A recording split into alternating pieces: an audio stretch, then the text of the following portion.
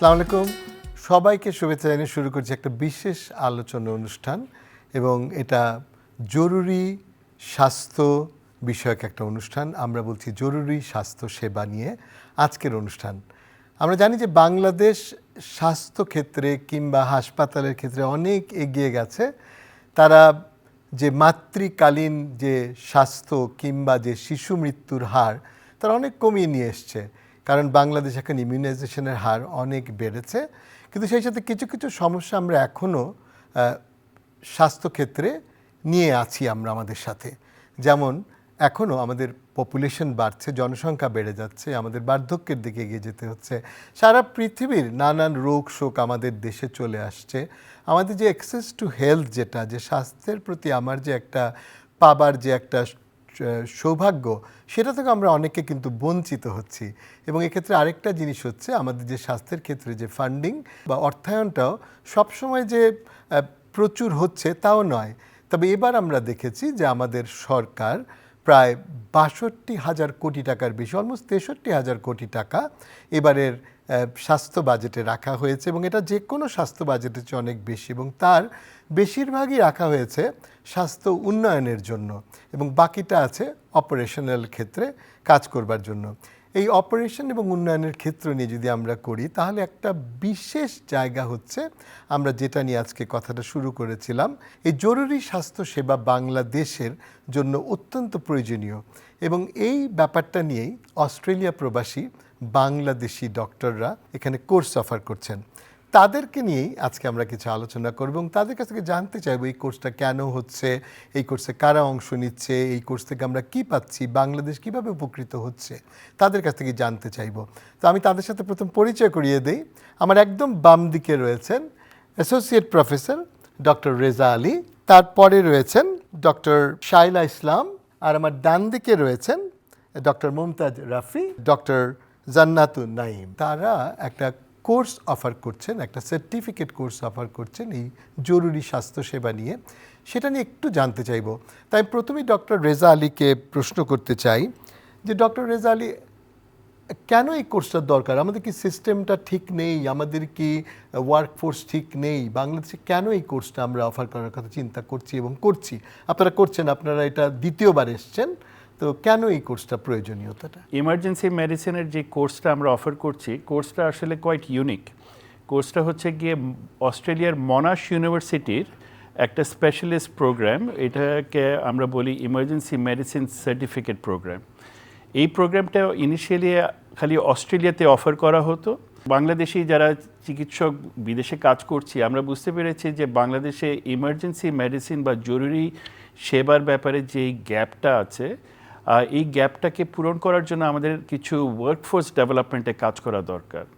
এই workforce development করার জন্যই মূলত আমরা এই কোর্সটার চিন্তাভাবনা করলাম। আমরা মনাশ ইউনিভার্সিটিকে অ্যাপ্রোচ করলাম। তাদের অলরেডি একটা কোর্স ছিল, এই কোর্সটাকে আমরা একটু মডিফাই করে বাংলাদেশের জন্য উপযোগী করলাম। করে মনাশ ইউনিভার্সিটিকে বললাম যে এই কোর্সটা এখন আমরা বাংলাদেশে নিয়ে যাব। আমাদের ফ্যাকাল্টি রেডি আছে। আমাদের প্রায় 14 জন বাঙালি স্পেশালিস্ট চিকিৎসক, যারা ইমার্জেন্সি মেডিসিন স্পেশালিস্ট, অস্ট্রেলিয়ার ডিফারেন্ট পাবলিক হসপিটালে, কর্টিনারি হসপিটালে উচ্চ লেভেলে কাজ করছে। তারা আমাদের এই ফ্যাকাল্টি মেম্বার। ওই ফ্যাকাল্টিকে নিয়ে আমরা মনাশের কাছে গেলাম, বললাম যে আমাদের ফ্যাকাল্টি রেডি, আমাদের কোর্স রেডি, আমরা বাংলাদেশে এটা নিতে চাই। মনাশ প্রথমে একটু ইতস্ততা করলো যে যাব কি যাব না। তারপরে আমরা মোটামুটি জোর করলাম যে না, গেলে এখানে ভালো হবে। তো সেই জন্য আমরা প্রথম কোর্সটা পাইলট প্রজেক্ট হিসেবে করলাম। প্রথম কোর্সে 30 জন ডাক্তার ছিল।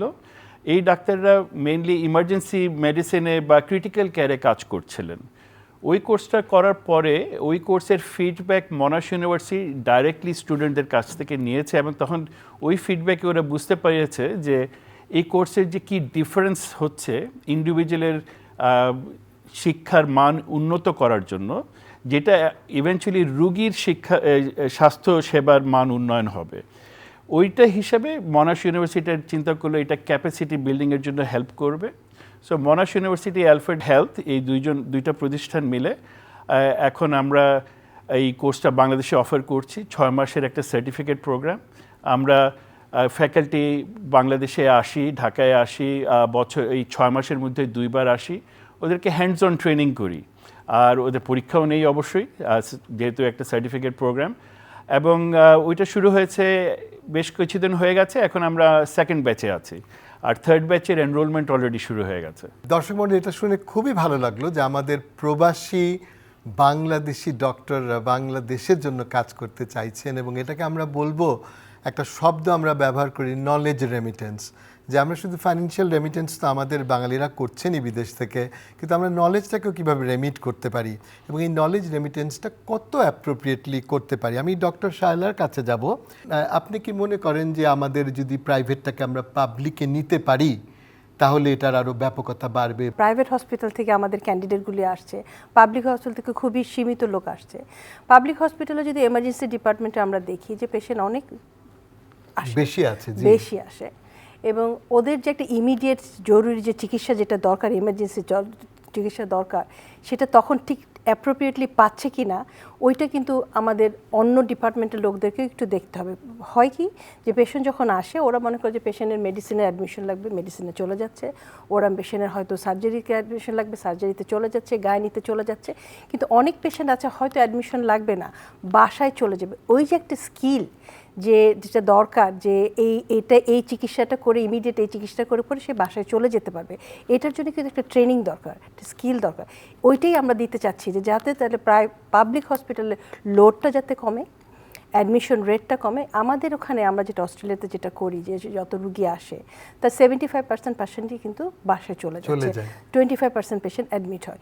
এই জিনিসটা যদি, এই ট্রেনটা যদি আমাদের দেশে এখানে হতো, তাহলে অনেক রুগী, মানে বিশেষ করে যে সমস্ত রুগীরা পাবলিক হসপিটালে যাচ্ছে তারা অনেক উপকৃত হতো।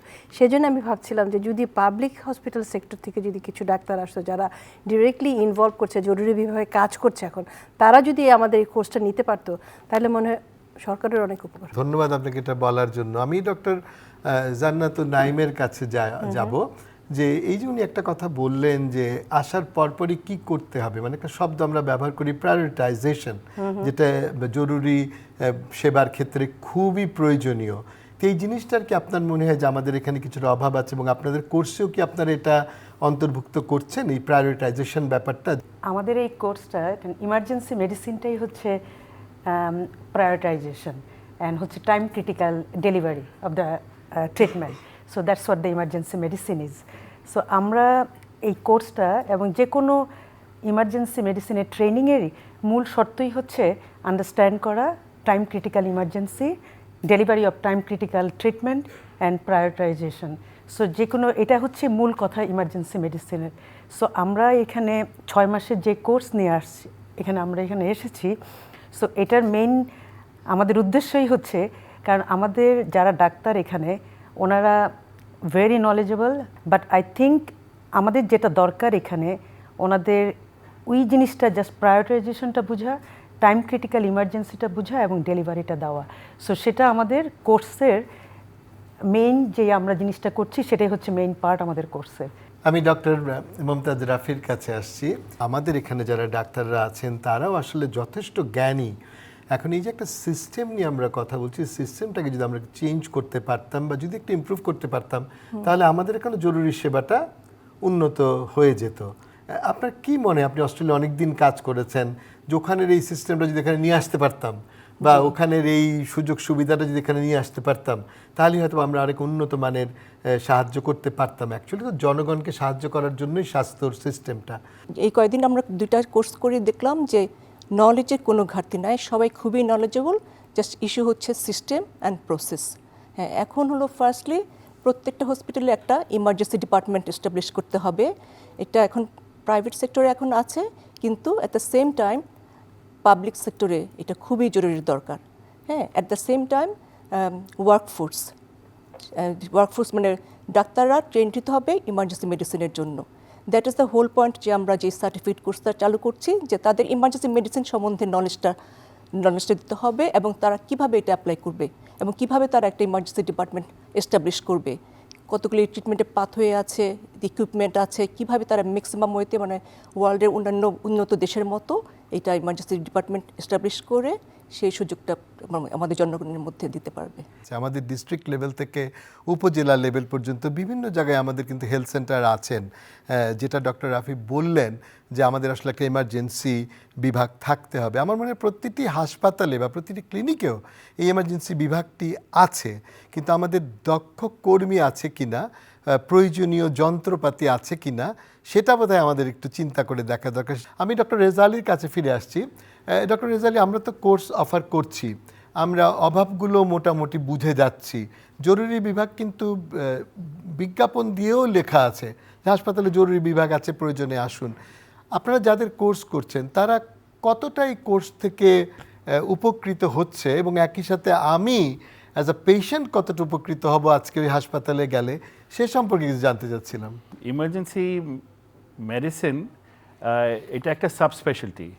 যে কোনো সাবস্পেশালিটি, যেরকম আপনি যদি কার্ডিওলজির কথা ভাবেন, রেসপিরেটরি ফিজিশিয়ানের কথা ভাবেন, ট্রেনিং প্রোগ্রাম, আমি যে ট্রেনিং প্রোগ্রামের থ্রুতে গেছি টু বিকাম এ স্পেশালিস্ট, আমার লেগেছে হলো গিয়ে 6 থেকে 7 বছর। সো 6 মাসের ট্রেনিং করে আমি 6 বছরের গ্যাপটা পূরণ করতে পারবো না, কিন্তু এই কোর্সটা করে আমি বুঝতে পারবো বিশ্বের অন্যান্য দেশে ইমার্জেন্সি ফিজিশিয়ানরা কীভাবে কাজ করে এবং ওই মাইন্ডসেটটা ক্রিয়েট করার জন্য আমার কি করতে হবে। সো প্রথমে বুঝতে হবে যে যে ডাক্তারি কোর্সটা করছে 6 মাসে, সে কিন্তু স্পেশালিস্ট হয়ে যাচ্ছে না, সে জাস্ট এন্ট্রি লেভেলে। একটা ইউনিফর্ম ল্যাঙ্গুয়েজ সবার কাছ থেকে চলে এসছে যে I am much more confident in managing an acute emergency right now then I was before the course. এটা শোনার পরেই মনটা ঠান্ডা হয়ে গেল। আপনি শুনে খুশি হবেন, BMU Bangladesh medical university recently emergency মেডিসিনে এমডি প্রোগ্রাম শুরু করেছে, উইচ ইজ এক্সেলেন্ট নিউজ। অবশ্যই আমার কাছে যেটা মনে হয়, আমাদের কোথাও তো শুরু করতে হবে। জি, কোথাও তো শুরু করতে হবে, আমরা তো আর হতাশ হয়ে বসে থাকলে হবে না। 6 মাসের ট্রেনিং দিয়ে যেটা আপনারা শুরু করেছেন, এবং আপনি যেটা বললেন যে এখন ইউনিভার্সিটিগুলো আসলে এগিয়ে আসছে একটা পূর্ণ ডিগ্রি অফার করবার জন্য। আমি আবার ডক্টর জান্নাতুল নাইমের কাছে যাব, আপনার কাছে যাচ্ছি এই প্রশ্নটা নিয়ে। ডক্টর রেজা আলী একটা কথা বলেছেন যে আমাদের দক্ষ মানব শক্তির প্রয়োজন আছে এবং আমরা সেভাবে কাজ করছি। এর বাইরেও কিন্তু আরও কিছু জিনিস আছে। আমরা যদি একটু জরুরি সেবার বাইরে চলে যাই, স্বাস্থ্য ব্যবস্থার, আমাদের কিন্তু পাবলিক কনফিডেন্সটা অনেক কম হেলথ সার্ভিসের উপরে। আমাদের জনগণও অনেক কিছু বিশ্বাস করতে চায় না হেলথ সার্ভিস এটা দিতে পারে বা দিতে পারে না, যে কারণে আমাদের দেশের অনেকগুলো বৈদেশিক মুদ্রা বিদেশে চলে যাচ্ছে। আপনার কি মনে হয় যেরকম কোর্স করলে আমাদের এই অ্যাওয়ারনেসগুলো আবার ফিরে আসবে? অবশ্যই আমি বিশ্বাস করি আমাদের এখানে যেই মেডিকেল কলেজ বা মেডিকেল ইউনিভার্সিটিগুলো আছে, সেখানে যারা ভর্তি হয় তারা হচ্ছে, মানে আমরা যখন মেডিকেল কলেজে ঢুকছি তখন আমাদেরকে বলা হতো cream of the society. So সেই ক্রিম অফ দ্য সোসাইটি ওরা হচ্ছে মানে ডাক্তার হচ্ছে। সো ওদের যে উৎসাহ, যে উদ্দীপনা, যে নলেজ, যে ইন্টেলিজেন্স লেভেল আছে, তো ওরা যদি প্রপার ট্রেনিং পায় এবং সেই ট্রেনিং দিয়ে লাইক প্রপার একটা সিস্টেমে কাজ করতে পারে, প্রপার একটা ডিপার্টমেন্টে, দেন ডেফিনেটলি আমাদের সাধারণ জনগণ তাদের আস্থা ফিরে পাবে এবং আমাদের জনগণকে বহির্মুখী বা দেশের বাইরে যেতে হবে না। সো আমরা যেখানে একটু পিছিয়ে আছি সেটা হচ্ছে ইমার্জেন্সি মেডিসিন। অ্যান্ড ইমার্জেন্সি মেডিসিনটা শুধু এখানে, আমি বাংলাদেশে বলবো না যে আমরা খুব পিছিয়ে আছি, তাও বলবো না। এটা তো একটা নতুন স্পেশালিটি, নতুন সাব স্পেশালিটি। সো আমরা এটার জন্য কাজ করতে চাই। আমরা যেতটুকু ডেভেলপ করতে পারছি আমাদের নলেজ, আমাদের এক্সপার্টিস লেভেল, সেটা আমরা এখানে কন্ট্রিবিউট করতে চাই এবং আমরা চাই যে এদেশে একটা দক্ষ ইমার্জেন্সি ফিজিশিয়ান গ্রুপ গড়ে উঠুক এবং যারা এদেশের পপুলেশনকে, পাবলিককে ইমার্জেন্সি মেডিসিন সার্ভিস প্রোভাইড করবে এবং কাউকে দেশের বাইরে যেতে হবে না চিকিৎসার জন্য। এটা আমার প্রত্যাশা। এটা আমরা সবাই আশা করি যাতে আমরা দেশেই দেশের চিকিৎসাটা পেতে পারি। ডক্টর মমতাজ রাফিকে জিজ্ঞাসা করছি যে আমরা তো বলেছি জরুরি বিভাগ থাকলো, সেখানে দক্ষ কর্মসংস্থানের লোকজন থাকছেন, যন্ত্রপাতি আছে, সবই আছে ধরলাম আমরা, কিন্তু এর বাইরেও তো আমার জরুরি সেবার প্রয়োজন আছে, আমাদের অ্যাম্বুলেন্স সার্ভিসের প্রয়োজনীয়তা আছে, আমাদের নানান দিক থেকে অন্যান্য সার্ভিসগুলো প্রয়োজনীয়তা। যদি আমরা একটা সম্পূর্ণ জরুরি সেবার ব্যবস্থাটা করতে চাই দেশে, তাহলে আরও কিছু আনুষঙ্গিক জিনিসপত্র আমাদের লাগবে। সে ব্যাপারে একটু আপনার কাছ থেকে জানতে চাচ্ছি, আপনার অস্ট্রেলিয়ান এক্সপিরিয়েন্সে এই পুরো চেইনটা দেখতে কীরকম, এই জরুরি সেবার পুরো চেইনটা দেখতে কীরকম? অস্ট্রেলিয়াতে অ্যাম্বুলেন্স সার্ভিসের ভূমিকা অনেক বেশি। যখন একটা মানুষ অসুস্থ হয়, ঘরের পথে ঘাটে রাস্তায় যে কোনো সময় জায়গায় হতে পারে, ফার্স্ট থিং কল করতে হবে অ্যাম্বুলেন্সকে, 000। হ্যাঁ, এবং অ্যাম্বুলেন্স অফিসাররাও এখানে প্যারামেডিক্স একটা সাবজেক্ট আছে, ডিগ্রি আছে, ট্রেন্ড হয়, এবং তারা ইনিশিয়াল ট্রিটমেন্টটা দিতে তারা ট্রেন্ড। কারণ একটা পেশেন্টে হয়তো রাস্তায় কার্ডিয়াক অ্যারেস্টে আনকনশিয়াস হয়ে গেছে, হ্যাঁ, তাকে হসপিটালে আসার আগেই তার পার্মানেন্ট ব্রেন ইনজুরি হয়ে যাবে। হ্যাঁ, সেই ক্ষেত্রে এই প্যারামেডিক সার্ভিস যেটা ট্রেনিং, সেটাও একটা গুরুত্বপূর্ণ জিনিস, যেটা আমাদের বাংলাদেশে নাই, এটা চালু হতে পারে। এবং অ্যাম্বুলেন্স সার্ভিস যে অ্যাট দ্য হোম, মানে অ্যাম্বুলেন্স সার্ভিসে ওরাই আপনার ইমিডিয়েট ট্রিটমেন্ট ব্যবস্থা দিতে পারবে, যেন মানুষকে মানে পার্মানেন্ট কোনো ড্যামেজ না হয়, এবং তারা যেন ঠিক ইনিশিয়াল ট্রিটমেন্টটা দিয়ে ইমার্জেন্সি ডিপার্টমেন্টে নিয়ে আসতে পারে, যেন ইমার্জেন্সি ফিজিশিয়ানরা বাকি ট্রিটমেন্ট ব্যবস্থা কন্টিনিউ করতে পারে। আমি ডক্টর শাইলা ইসলামের কাছে আসছি, যে আপনারা এবার দুবার এই কোর্সটা অফার করলেন, তৃতীয়বার অফার করবেন বলে আশা করছি। আপনাকে যদি আমি প্রশ্ন করি যে দুবার করার পর আপনার অভিজ্ঞতাটা কি, যে আমি এই কোর্সটা আরেকটু ইমপ্রুভভাবে করতে পারতাম যদি আমি এই ফ্যাসিলিটিসগুলো পেতাম, বা এই কোর্সে আমি এটা অ্যাড করতে চাচ্ছিলাম, তাহলে আমরা পারবো, আপনাকে সেটা জানতে চাচ্ছি। আমরা যে আসছি এখানে, অবশ্যই আমাদের নিজেদের ইন্টারেস্টে মেইনলি আসি। এখানে 3 দিনের কোর্স করছি, হ্যান্ড অন ট্রেনিংয়ে করছি। এখানে যেমন আমরা ইকুইপমেন্ট, যখন আমরা ট্রেনিংয়ের জন্য তো কিছু ইকুইপমেন্ট লাগে, ওগুলি আমরা মেইনলি আমরা অস্ট্রেলিয়া থেকে নিয়ে আসছি। কিছু আছে যেগুলো আনা সম্ভব না, ওটা যখন আমরা এখানে জোগাড় করছি আমাদের একটু কষ্ট করতে হয়েছে, কারণ এত ইজিলি পাইনি। যেমন এক হসপিটাল আরেক হসপিটালকে ওটা বড় করতে দিবে না, এক ডিপার্টমেন্ট আরেক ডিপার্টমেন্টকে বড় করতে দিবে না, তা আমাদের একটু কষ্ট হয়েছে ওটা করতে। একটা আল্ট্রাসাউন্ড কোম্পানি SCI, ওনারা আমাদেরকে আল্ট্রাসাউন্ড মেশিন দিয়েছে বলে আমরা খুব সুন্দরভাবে ওদেরকে এবার আল্ট্রাসাউন্ডের কিছু যেগুলো আমরা এমার্জেন্সি মেডিসিনে ইউজ করি বেড সাইডে, সেগুলো ওদেরকে এবার ট্রেন করতে পেরেছি। ওরাও খুব এক্সাইটেড ছিল, ওরাও খুব খুশি ছিল যে everyone gate A opportunity to do that. আমাদের ওয়ার্কশপটা এমনভাবে হয়েছে যে প্রত্যেকটা ক্যান্ডিডেট কিছু করতে পেরেছে, এবং ওরা বলেছে যে এত সুন্দর ওয়ার্কশপ আমরা আগে কখনো করিনি, হ্যান্ডস অন, মানে হাতে কলমে, because it was there is a limited number of candidates. জি জি। সো প্রত্যেকটারই অপরচুনিটি, সেম অপরচুনিটি হয়েছে সব কিছু করার জন্য। সেজন্য ওরাও খুবই খুশি ছিল, খুবই এক্সাইটেড ছিল, এবং আমার মনে হয় ওরা খুব ভালো শিখেছে, যেটা আমরা দেখতে পেরেছি যে ফার্স্ট ডে থেকে ডে 1 থেকে ডে 3 যে ওদের যে চেঞ্জটা উই ক্যান সি দ্যাট ওদের ইমপ্রুভমেন্টটা। এবং এটা আরেকটা যেটা আমি আপনাকে আরেকটা জিনিস একটা অ্যাড করতে চাচ্ছি, যে এমার্জেন্সি মেডিসিন হলো অ্যাকিউট মেডিসিন। একটা মানুষের চেস্ট পেন হলো, এখনই ট্রিটমেন্ট লাগবে। একটা মানুষের অ্যাকিউট অ্যাজমা হলো, এখনই চিকিৎসা লাগবে। একটা মানুষের অ্যাক্সিডেন্ট হলো, রোড অ্যাক্সিডেন্ট হলো, মাল্টিপল ফ্র্যাকচার রিব হলো, নিউমোথোরাক্স হলো, সেখান থেকে ওদের কিন্তু তখন হসপিটালে যেতে হবে। They have got no opportunity to go to the overseas. Correct. এখন যদি আমাদের এমার্জেন্সি ডিপার্টমেন্ট যদি জানে how to treat this one, instead of calling orthopedic in the trauma team, orthopedic team or cardiologist, the immediate ম্যানেজমেন্টগুলো যদি ওখানে করে ফেলে, তখনই আমাদের পেশেন্টদের কনফিডেন্স বাড়বে যে yes, I got good treatment. মানে আপনি যেটা বললেন, যেই মুহূর্তে আমি অ্যাকিউট মেডিসিনের সাপোর্টটা পাবো, আমার পুরো হেলথ সিস্টেমের ওপরে কনফিডেন্সটা বাড়তে থাকবে, কারণ এই মুহূর্তে আমাকে জীবনে বাঁচিয়ে দিয়েছে। আমি ভবিষ্যতে বাইরে যাবার কথা চিন্তা দুবার হয়তো বা করবো, যে আসলে আমরা যাব কি না। ডক্টর রেজা আলীকে প্রশ্ন করছি, তাহলে হোয়ার টু ফ্রম হেয়ার, এখান থেকে আমরা কোথায় যেতে চাই? আপনি ট্রেনিংয়ের কথা জিজ্ঞেস করলেন, ইকুইপমেন্টের কথা জিজ্ঞেস করলেন। আমার মনে হয় একটা সিমুলেশন সেন্টার যদি থাকতো, যেখানে ট্রেনিংয়ের সব ইকুইপমেন্ট আছে, এটা একটা গভর্নমেন্ট লেভেলে হতে পারে, প্রাইভেট লেভেলে হতে পারে, যেখানেই হোক, তাহলে যে কোনো ডাক্তারের যে কোনো ট্রেনিং প্রোগ্রাম আমরা ওই সিমুলেশন সেন্টারে রান করতে পারি, যেখানে অভিজ্ঞ শিক্ষককে দিয়ে আপনি শিখাচ্ছেন।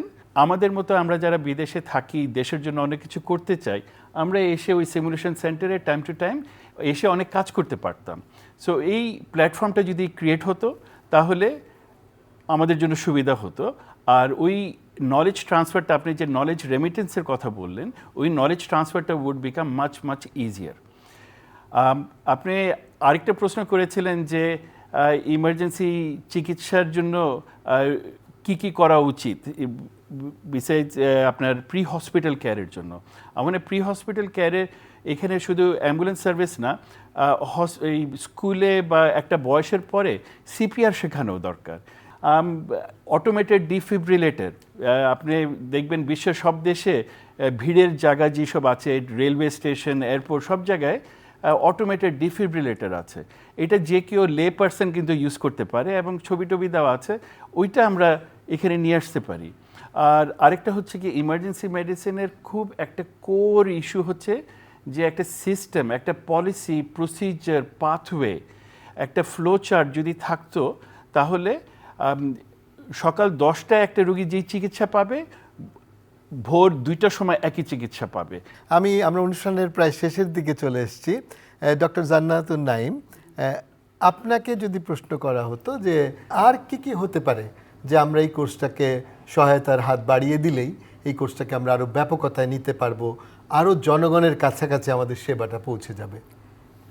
একটা প্রপার ট্রেনিং প্রোগ্রাম, যেটা আমার মনে হয় আমাদের এখানে প্রত্যেকটা স্পেশালিটির একটা কলেজ থাকে। আমরা অস্ট্রেলিয়াতে এটা হচ্ছে অস্ট্রেলেশিয়ান college for emergency medicine.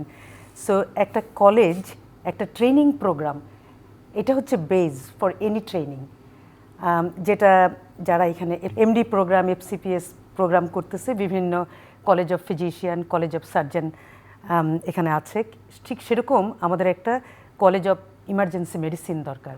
Doctor Mumtaz Rafi, এই যে অ্যাওয়ারনেস শব্দটা বললাম, কিভাবে আমাদের ডাক্তার কমিউনিটিতেও এটাকে আরও অ্যাওয়্যার করা যেতে পারে যে এই যে এমার্জেন্সি সেবাটা বা জরুরি স্বাস্থ্য সেবাটা এত প্রয়োজনীয় একটা দেশের জন্য, এত জনবহুল একটা দেশ, এবং আমরা জানি যে আমাদের দেশে বিভিন্ন রোগে শোকে আমরা অনেক সময় জর্জরিত হয়ে পড়ি, এবং যেটা আপনারা বারবারই বললেন যে এমার্জেন্সি সার্ভিসটা এত দরকার। আমি আমার প্রথম স্বাস্থ্য ব্যাপারটার সাথে পরিচিতি হচ্ছে এখানে গিয়ে, কোনো একটা অঘটন ঘটলে আমি চলে যাচ্ছি। সো আপনার কি মনে হয় যে এই অ্যাওয়ারনেসটা বা এই যে সচেতনতাটা, এটা আমরা কিভাবে আরও ব্যাপকতাভাবে ছড়িয়ে দিতে পারবো? আজকে আমরা একটা টেলিভিশন প্রোগ্রাম করছি, অবভিয়াসলি এটা একটা পার্ট। আমরা আর কি করতে পারি এই সচেতনতা তৈরির জন্য? যে মিডিয়াতে যে আজকে যেটা, এটাও একটা মেন পার্ট। তাছাড়া স্কুলে বা স্কুলের কারিকুলামের যদি আপনার জরুরি স্বাস্থ্য ব্যবস্থা সম্বন্ধে কোনো একটা সাবজেক্ট থাকে, সেটা মানে ছোটোবেলা থেকে মানুষ অ্যাওয়ার হবে যে কখন মানে ইমার্জেন্সিতে যেতে হবে বা ইমার্জেন্সি কী কী করতে পারে, প্লাস জনগণের সচেতনতা বাড়ানো। হ্যাঁ, যেরকম ধরেন এই যে বেসিক লাইফ সাপোর্ট, হ্যাঁ, যেগুলি উন্নত দেশে সব জায়গায় আছে, হ্যাঁ, আমাদের পাবলিকরা যদি জানে যে কিভাবে বেসিক লাইফ সাপোর্টটা দেওয়া যায়, এইভাবে মানে এটা সম্ভব। জনগণকে জানাতে হবে যে কি করে জীবন বাঁচাতে হবে। আসলে আমাদের প্রতিটি ঘরে ঘরে অন্তত একজন জরুরি স্বাস্থ্য সেবক তৈরি করতে হবে। ডক্টর শায়রা ইসলামের কাছে যাই, যে আপনার কি মনে হয় যে আমাদের এই জরুরি স্বাস্থ্য সেবাটা নিয়ে আমরা আরও উন্নতির চরম শিখরে যেতে চাই? অস্ট্রেলিয়ায় তো অনেক সুযোগ সুবিধা আছে, যে জন্য আমরা অনেক কিছু করতে পারি। এই সীমিত সুযোগ সুবিধার মধ্যে থেকেও আপনারা একটা কোর্স অফার করছেন, মানে আপনার কাছে একদম আদর্শ সিনারিওটা কি হবে? আগামী 5 বছরে আমরা আশা করছি এই কোর্সটা আমরা আবার অফার করব, 5 বছর পর্যন্ত, 10 বছর পর্যন্ত, তার পরে একসময় আমরা স্বনির্ভর হয়ে যাব, আমরা নিজেদের দেখতে পাবো। তা আপনার কি মনে হয় যে কি কি করলে আমরা আরো সুন্দর এই জরুরি স্বাস্থ্য সেবাটা দিতে পারবো? রেজা যে বললো, বাংলাদেশে মেডিকেল ইউনিভার্সিটিতে যে অলরেডি একটা এমডি কোর্স শুরু হয়েছে 5 ইয়ার্সে। আমাদের যেহেতু এই দেশে এখনো এমার্জেন্সি ফিজিশিয়ান সেরকম নাই, আমরা কিন্তু ইচ্ছা করলে ওখানে ইনভলভ হয়ে ওই কোর্সটাকে আরও সুন্দর করে ফ্লারিশ করতে পারি, আরও বেশি মানে ইনফরমেশন দিয়ে কারিকুলামটাকে আরও এস্টাবলিশ করতে পারি। এটা একটা কারণ। আমরা নিজেরাই আমাদের ফ্রেন্ডদের মধ্যে অনেক সার্কুলার করছি যে এই যে আমরা এটা করছি, তোমাদের কোনো ইয়াং জেনারেশন বা ইয়াং ডক্টর ইন্টারেস্টেড থাকলে ওদেরকে বলো এই কোর্সটা করতে। আস্তে আস্তেই আমাদের আলটিমেটলি বুঝতে হবে যে this is certificate course is not enough, আমাদের আইদার এমডি কোর্স আর ফেলোশিপ কোর্স করতে হবে, এবং সেজন্য আমাদের একটা আলাদা কলেজ অবশ্যই লাগবে। যে কলেজটা আমরা প্রপার্টি, আমরা ওইটা ওন করব না, আপনাদের এখানে বাংলাদেশের লোকরাই ওন করবে, যখন ওরা আলটিমেটলি এখানে আরও অনেক গ্র্যাজুয়েট বের হবে, ফেলো বের হবে, তারা এটা রান করতে পারবে যেরকম অন্যান্য কলেজগুলি যেভাবে রান করছে। জি ডক্টর রেজা আলী, আমরা আসলে এখন আমাদের কর্তব্যটা কি? আমরা এই জিনিসটা, আমাদের এখানে একটা সমস্যা দেখা দেয় যে আমরা এরকম কোর্স করি ঠিকই, তারপরে দেখা যায় একসময় এটা বন্ধ হয়ে গেছে। তো আমরা এই বন্ধ শব্দটা থেকে কিভাবে বাইরে থাকতে পারি? আমার মনে হয় এই পার্টিকুলার কোর্সের জন্য সাস্টেনেবল করার জন্য এটার ডেফিনেটলি আর্থিক ব্যাপারটা আমাদেরকে একটু দেখতে হবে। সাস্টেনেবল করতে হলে আমাদের যেসব আমরা ইকুইপমেন্ট, যেসব কোর্স মেটেরিয়াল যেগুলো লাগে, এগুলোতে আমাদের সহায়তা লাগবে আইদার পাবলিক পার্ট থেকে অথবা প্রাইভেট সেক্টর থেকে। কিন্তু এই কোর্সটা আমরা যে প্যাশন নিয়ে নেমেছি, যেই 14 জন আছি আমরা এই কাজটা করতে চাই, এটার সাথে ইংল্যান্ড আর আমেরিকার এমার্জেন্সি ফিজিশিয়ানরাও যুক্ত হবে। আমি আবারও আপনাদের অনেক অনেক ধন্যবাদ জানাচ্ছি। প্রবাসী ডাক্তারদের কাছ থেকে জানতে পারলাম কিভাবে এই দেশের জরুরি স্বাস্থ্যসেবাকে আমরা উন্নয়নের দিকে নিয়ে যেতে পারি। আমরা শুধুমাত্র সরকারের দিকেই তাকিয়ে থাকবো না, সরকারের অবশ্যই একটা বাজেট আছে, কিন্তু আমার মনে হয় যেহেতু এখানে আমরা বিনিয়োগকারীদের কথাও চিন্তা করতে পারি, প্রাইভেট সেক্টরের বিনিয়োগকারীরা এখানে আসতে পারেন, কারণ এটা কিন্তু একটা ব্যবসা হিসেবেও দেখতে পারি। কিন্তু ব্যবসা শুধু প্রফিটের জন্য না, এটা একটা পারপাস বেসড ব্যবসা হতে পারে, যেখানে আমরা মানুষের স্বাস্থ্যের কথা বলছি, যেখানে নারী আছেন, যেখানে শিশু আছেন, যেখানে বৃদ্ধ লোকেরা আছেন, বৃদ্ধারা আছেন, মানুষের জন্য কাজ করছে। এবং এই মানুষের জন্য কাজ করবার জন্য আমরা বিনিয়োগের কথা চিন্তা করতে পারি। আমরা অবশ্যই সরকারের দিকে তাকাতে পারি। আবারও বলছি, সরকার এবারই প্রথম বাজেটে গত বছরের চেয়ে বেশি টাকা অ্যালোকেট করেছেন স্বাস্থ্য খাতে, এবং সেখানে উন্নয়নের জন্য টাকা আছে, অপারেশনের জন্য টাকা আছে, বাজেটে আছে। আমরা আশা করব সরকার এবং বিনিয়োগকারীদের উভয়ের দৃষ্টিতেই আমাদের এরকম প্রচেষ্টাটা থাকবে, এবং আমরা যারা প্রবাসী আছি তারা এই দেশের জন্য কাজ করবার একটা সুযোগ পেয়ে যাব। সবাইকে আবারও ধন্যবাদ জানিয়ে বিদায় নিচ্ছি। খোদা হাফেজ।